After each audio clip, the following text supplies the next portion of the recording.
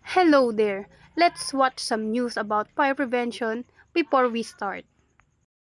Mga kapatid, tuwing Marso, doble ingat ang lahat sa obserbasyon ng Fire Prevention Month. Alinsunod po yan sa Presidential Proclamation number 115A at 360 noong 1986. Tuwing Fire o Burn Prevention Month, pinaiigting ang kampanya para maiwasan ang mga sunog sa bansa.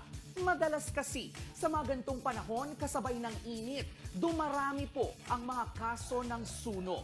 Halimbawa na lang ngayong taon, halos kasi simula pa lang ng Marso, pumalo na sa 3,222 ang mga kaso ng sunog sa bansa.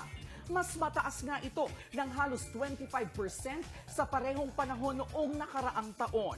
Ayon po sa Bureau of Fire Protection, ang top 3 na pangunahing dahilan ng sunog ay paninigarilyo, open flame cooking o yung pagluluto sa direktang apoy, at electric adhesion o mga problema sa kable ng kuryente. Para maiwasan ang mga ito, paalala po ng mga otoridad, maging maingat at responsable. Lagi po sana natin itong tandaan dahil tulad ng K-alarman, ang kaligtasan sa sunog ay K. Yamana. K? Okay.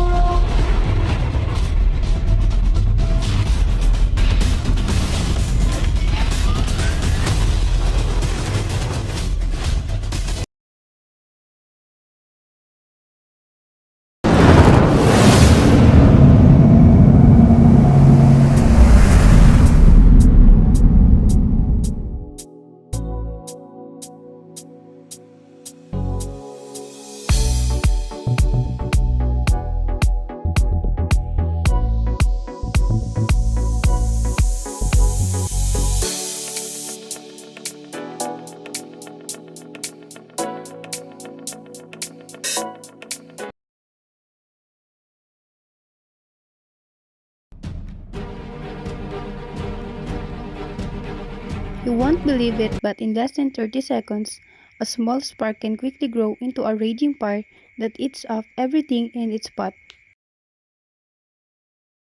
Your books, important things, furniture and appliances, and even the walls. Also, it's just not the flames to be worried about, but also the toxic smoke coming from the fire is thick and dangerous, which can make it hard to breathe and see, and it can happen to anyone, anywhere, anytime.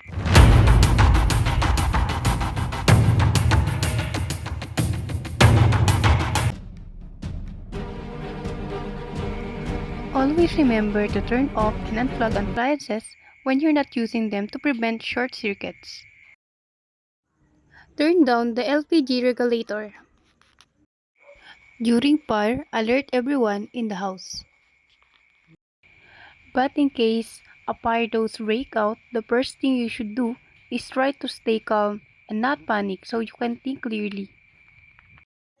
And if you're in a room and the door is closed, check to see if it's hot before opening it. If it's hot, this means there's a fire on the other side and you should try to find another way out. Then open it slowly and check for smoke or flames and move ahead by staying low.